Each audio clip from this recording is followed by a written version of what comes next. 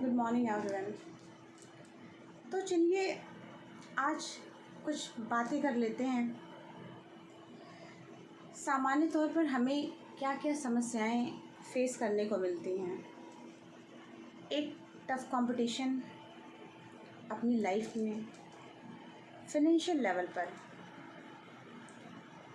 Study level पर जब हम जाते हैं विद्या अध्ययन करने, ज्ञानार्जन करने, तब भी हमें एक टफ कंपटीशन फेस करना पड़ता है। ये हमें अपने मित्रों के बीच कुछ हद तक ये शत्रुता का भाव भी जनरेट करता है, लेकिन ये कंपटीशन होना बहुत ज़रूरी है। ऐसा इसलिए क्योंकि आपकी पर्सनल ग्रोथ वहीं पर स्टॉप हो जाएगी जहाँ पर आप कंपटीशन का भाव अपने अंदर नहीं रखते हैं। लेकिन एक बात हमेशा आपको याद रखनी है कि ये कंपटीशन का भाव शत्रुता का भाव न लेने पाए, एक एनिमिटी का भाव न लेने पाए।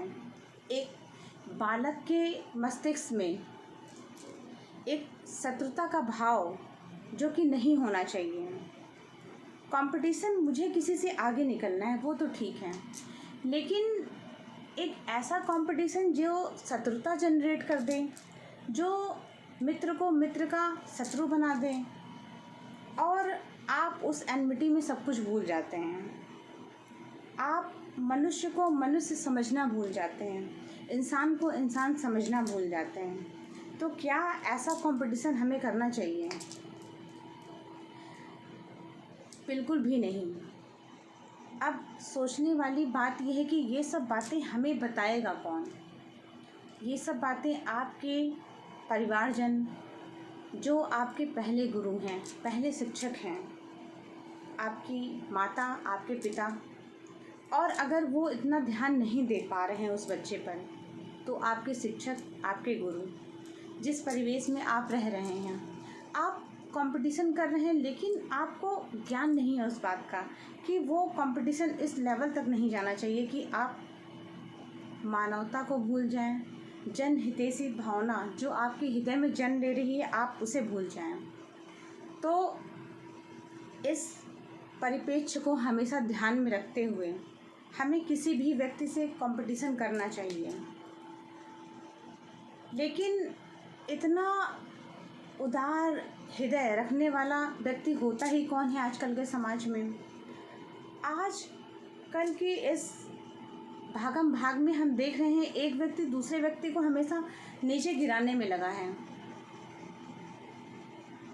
चाहे वो आपके प्यार का कंपटीशन हो, कॉलेज लेवल पर हो, स्कूल लेवल पर हो,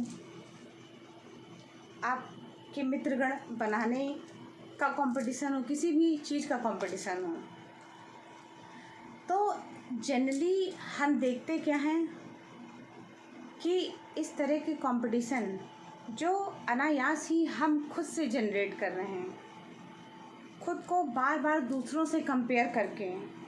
क्यों आप दूसरों को खुद से कंपेयर करते हैं? ऐसी क्या ज़रूरत पड़ती? आप खुद को श्रेष्ठ क्यों नहीं बनाते हैं? खुद में अच्छे गुणों का विकास क्यों नहीं करते हैं? खुद को सर्वश्रेष्ठ क्यों नहीं बनाते हैं? तो आपका फोकस इस पर होना चाहिए। लेकिन आमतौर पर लोगों का फोकस इस पर होता नहीं है। लोगों का फोकस होता है दूसरों के बच्चों पर, कि दूसरों के बच्चे क्या कर रहे हैं। अब यहीं से तुलना शुरू हो जाती है कि हमने एक माइंड मेकअप कर लिया कि उसका बच्चा तो मेरे बच्चे से अच्छा है, पढ़ने में उसका लेवल अच्छा है।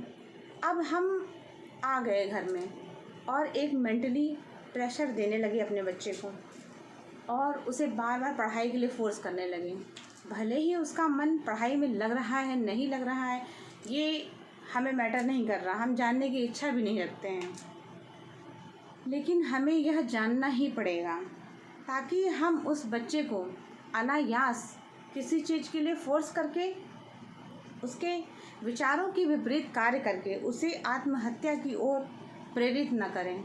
क्योंकि जब ज़्यादातर चीज़ें देखते हैं हम कि बहुत ज़्यादा एक दबाव, एक प्रेशर हम क्रिएट करने की कोशिश करते हैं एनवायरनमेंट में, सराउंडिंग्स में, और बच्चों पर मेंटली प्रेशर जो कि हमें नहीं देना है।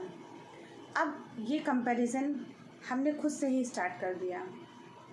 हो सकता है कि दूसरे का बच्चा पढ़ाई में अच्छा हो, लेकिन आपका जो बच्चा अन्य चीज़ों में स्किल रखता है वो उसे कुछ और ही लेवल पर लेकर जा रही है, लेकिन आपको अभी ये बात समझ में नहीं आ रही है। हो सकता है वो क्रिकेटर बनना चाह रहा हो सकता है वो म्यूज़िक के, संगीत के क्षेत्र में कुछ अच्छा करना चाह रहा हो, लेकिन आपका ध्यान उस ओर नहीं। ये सब चीज़ें आपको फालतू लगती हैं। अब आप उसके इंटरेस्ट को प्रायोरिटी ना देकर खुद के जो थॉट हैं जो आप नहीं बन पाए, अब आपने आईएएस बनने का सपना देखा, बैंक पीओ बनने का सपना देखा या डॉक्टर बनने का सपना देखा और आप उसे नहीं पूरा कर पाए। अब आपने ये शुरू से माइंड मेकअप कर लिया है कि अब अपनी समस्त महत्वाकांक्षाएं, समस्त इच्छाएं मैं अपने बच्चे द्वारा पूरा करूँगा। और उसे बस वो 2-3 साल का हुआ नहीं कि आपने उसे रटाना चालू कर दिया, बेटा तुम्हें डॉक्टर बनना है। अब शुरू से जो ये बीजारोपण आप उसके अंदर कर रहे हैं, क्या यह जायज़ है? क्या उसका जो इंक्लाइंड बिहेवियर है, जो उसकी रुचि है, जो उसका झुकाव है, वो उस तरफ है जिस तरफ आप उसे ले जाना चाह रहे हैं, या अनायास ही आप उस बालक को उस तरफ खींच रहे हैं जहाँ वह जाना ही नहीं चाहता, जिस क्षेत्र में उसका इंटरेस्ट ही नहीं है, जहाँ पर वह कुछ पॉसिबिलिटीज़ और कुछ अच्छा करने का कोई इंटरेस्ट नहीं रखता है, उसके जीवन में वो चीज़ें बिल्कुल ही महत्व नहीं रखती हैं। लेकिन आप ज़बरदस्ती का महत्व जनरेट कर रहे हैं, उसको इम्पोर्टेंस दिखा रहे हैं कि तुम्हारा भविष्य एमबीबीएस करने में ही है और तुम डॉक्टर बन के ही अपना सर्वांगीण विकास कर सकते हो। अब इस तरह का कुछ थॉट इम्पोज करना और ज़बरदस्ती किसी को कुछ करने के लिए कहना, जिस बच्चे का उस ओर इंटरेस्ट ही नहीं है, तो ये न केवल आपके बच्चे का करियर बर्बाद कर रहा है, बल्कि उसका समय भी ज़ाया कर रहा है। वह वक्त ज़ाया हो रहा है जिसे उसे कहीं और चैनलाइज करना था, उस एनर्जी को उसे कहीं और लगाना था। लेकिन आप इन सब बातों को समझ नहीं रहे हैं। आपने एक माइंड मेकअप कर लिया कि बस मुझे अपने बच्चे को यही बनाना है। तो कृपया इस तरह की चीज़ें अपने परिवेश में नए नए टेस्ट एक्सपेरिमेंट मत करिए आप लोग। और आपका बालक जिस ओर रुचि रखे उसको उधर ही जाने दीजिए, क्योंकि जब वह बालक उन चीज़ों को करेगा जिसमें वह रुचि रखता है, तो वह अपना 100% दे पाएगा और न केवल अपना सर्वांगीण विकास करेगा, बल्कि वह उसमें कुछ ऐसा अनएक्सपेक्टेड कर देगा जो आपको भी एक्सपेक्टेशन उस बालक से नहीं होगी। अब इसमें कई तरह के लोग पाए जाते हैं। कुछ मल्टी टैलेंटेड भी होते हैं जिनको हर जगह आगे रहना अच्छा लगता है।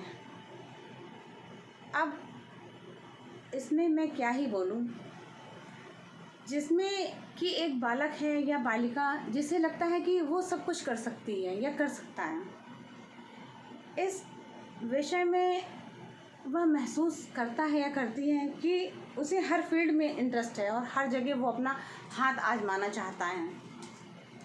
अब इस परिप्रेक्ष्य में अगर हम देखें तो हम पाएंगे कि ये लोग बहुमुखी प्रतिभा के धनी होते हैं। ये वर्सटाइल पर्सनालिटी होती है इनकी। अब ये पर्सनालिटी शायद करोड़ों में एक आधा ही पाई जाती है। एक आध करोड़ लोगों में आप एक ही व्यक्ति ऐसा पाएंगे जो मल्टी टैलेंटेड होगा, वर्सटाइल पर्सनालिटी रखता होगा। अब ये पर्सनालिटी ऐसा नहीं है कि उसे बिल्कुल गॉड गिफ्टेड मिल गई है कि सब कुछ उसके अंदर कूट कूट कर भर दिया गया और आपके सामने ये खड़ा हो गया व्यक्ति, तो ऐसा कुछ होता नहीं है। उसके अंदर बीजारोपण हो सकता है पहले से उन चीज़ों का, लेकिन अब ये कहिए कि सब कुछ पूरा उसे 56 भोग की तरह प्लेट में सजा कर दे दिया गया और उसने बचपन से कोई एफर्ट्स ही नहीं किए, तो यह सब बातें बिल्कुल गलत हैं। उस वर्सटाइल पर्सनालिटी को डेवलप करने में उस व्यक्ति का, उस वस्तु परिस्थिति का विशेष हाथ होता है और ये सब चीज़ें हम समझते नहीं। इन सब चीज़ों को हम दरकिनार करके बस ये सोचते हैं कि ये सब तो इसे गॉड गिफ्ट में मिल गया, फ्री का मिल गया, दान का मिल गया, यार ये तो गिफ्टेड व्यक्ति है, इसका हम कुछ भी नहीं कर सकते हैं। मतलब भगवान ने जिसको भर भर के दे दिया है, उसके पास सारे स्किल्स हैं, सिंगिंग भी है, स्पीकिंग स्किल्स भी हैं, सब कुछ है इस व्यक्ति के पास। अब समझ में नहीं आ रहा है कि अगल बगल वालों के बीच में जेलसी उत्पन्न हो गई कि अब इस व्यक्ति का करा क्या जाए, इसको डोमिनेट कैसे करा जाए। ये डोमिनेट भी नहीं होता है, बड़ी प्रॉब्लम तो ये है। अब इसे डोमिनेट कैसे किया जाए, नीचा कैसे दिखाया जाए, इसे कैसे ये महसूस कराया जाए कि you are good for nothing, तो ये बड़ी प्रॉब्लम है। अब प्रॉब्लम ये होती है कि कोई भी व्यक्ति, अब जो व्यक्ति एक ओवर कॉन्फिडेंस व्यक्ति है, उस व्यक्ति को कभी हराया नहीं जा सकता, क्योंकि आप चाहे जितना चिल्लाते रहेंगे कि सत्य को असत्य कहने की कोशिशें करेंगे, लेकिन वो व्यक्ति मानेगा तो है नहीं, क्योंकि उसे पता है कि जो सत्य है वो सत्य है, वो व्यक्ति मानने वाला नहीं। अब मैं एक एग्ज़ाम्पल यहाँ पर देना चाहूँगी। एक व्यक्ति, एक लड़का जो सड़कों पर डांस करता है, जिनका नाम वरुण है, वरुण जी, तो मैं उनका एग्ज़ाम्पल इसलिए कोट कर रही हूँ कि एक व्यक्ति जिसे ये लगा कि मैं ये कर सकता हूँ, कुछ अनएक्सपेक्टेड, कुछ अलग हटकर, कुछ डिफरेंट, और लोगों से कुछ हटकर करने की सोची उन्होंने, और वो 4-5 साल बाद उस चीज़ में सफल भी हो जाते हैं।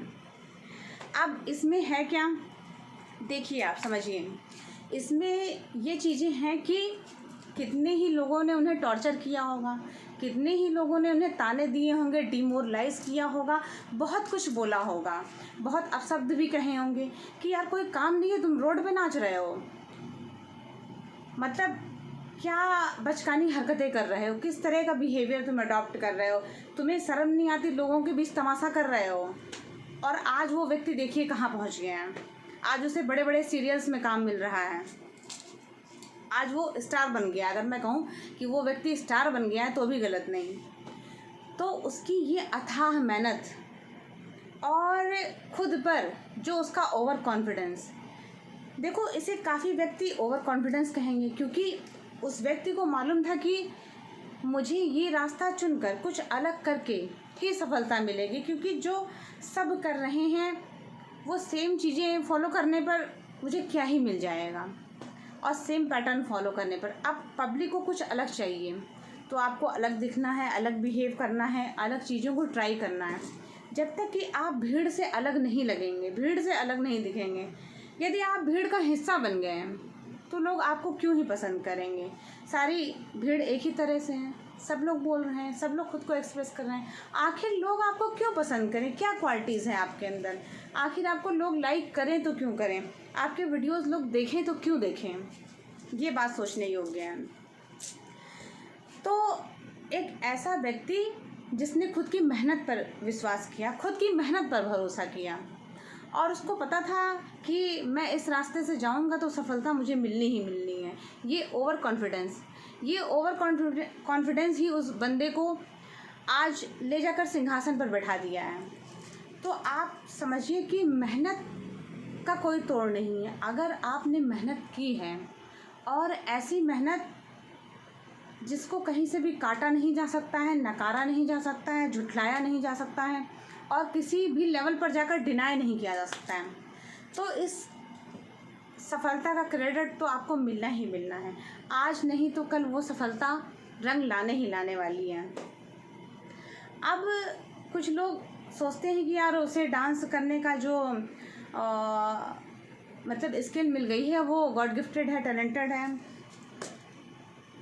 हो सकता है 10-20% वो गॉड गिफ्टेड हो सकता है, लेकिन कोई भी व्यक्ति, जिस व्यक्ति ने 80% आकर यहाँ पर मेहनत की और सिर्फ कह देना कि उसको सब कुछ गिफ्टेड मिल गया हो, सारी स्किल्स वो पिछले जन्म से गिफ्ट में लेकर आया है और उसने यहाँ परफॉर्म किया और वो आज राजा बन गया, तो सिर्फ ये कह देने मात्र से हर व्यक्ति इस चीज़ को एक्सेप्ट कर लेगा, ऐसा नहीं है। क्योंकि मेहनत दिखती है हमें और जो दिखता है वही बिकता है। तो ये सोचने योग्य बात है। अब हम किसी से जल रहे हैं, किसी की क्वालिटीज़ को देखकर जल रहे हैं। अब वो चैप्टर था ना कि ईर्ष्या तू न गई मेरे मन से। अब आप ईर्ष्या करके किसी व्यक्ति का उखाड़ ही क्या लेंगे, ये बताइए आप। आपका अपना पर्सनल लेवल पर कोई विकास हो रहा है? नहीं हो रहा है। ईर्ष्या करके हो क्या रहा आपका? आपके मन को शांति मिल रही है? नहीं मिल रही है। उल्टा मन में उथल पुथल मच जा रही है। आपकी मेंटल पीस डिस्टर्ब हो रही है, आपकी शांति भंग हो रही है। आपका ध्यान उस पर नहीं है, बस उस दूसरे व्यक्ति पर है कि वह दूसरा व्यक्ति किसी भी हालत में सफलता ना प्राप्त करने पाए। इतने रोड़े अटकाओ, इतने रास्ते में हर्डल्स, ऑब्स्टिकल्स पैदा करो कि वो व्यक्ति उस पिनाकल तक, उस लेवल तक ना पहुंच पाए जिस लेवल तक वो पहुंचना चाहता है या पहुंचना चाहती है।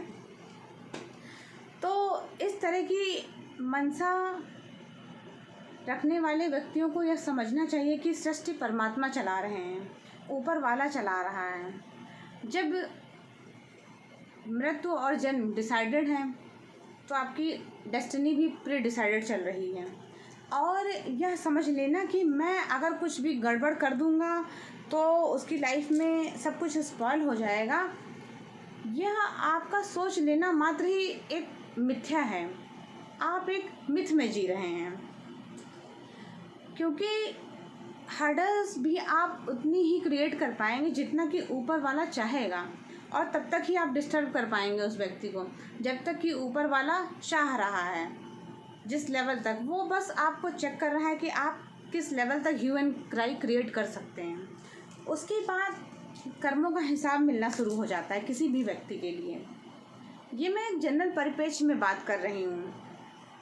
अब देखिए, आप पड़ोसियों की ही बात को एक सिंपल एग्जाम्पल के द्वारा समझने की कोशिश करिए। आजकल का व्यक्ति इतना रिजर्व क्यों हो गया है, इतनी रिजर्व कैटेगरी का क्यों हो गया, और क्यों ऐसा कहा जा रहा है कि सिर्फ अपने काम से काम रखो, दूसरों से इतना मतलब रखने की ज़रूरत नहीं है। अब ऐसा इसलिए क्योंकि अगर आप किसी को अपने प्राइवेट डोमेन में एंट्री दे देते हैं तो सबसे पहले वो व्यक्ति करता क्या है, वो सबसे पहले व्यक्ति आपके घर में आएगा और आपके घर के सारे चम्मच गिनना शुरू कर देगा।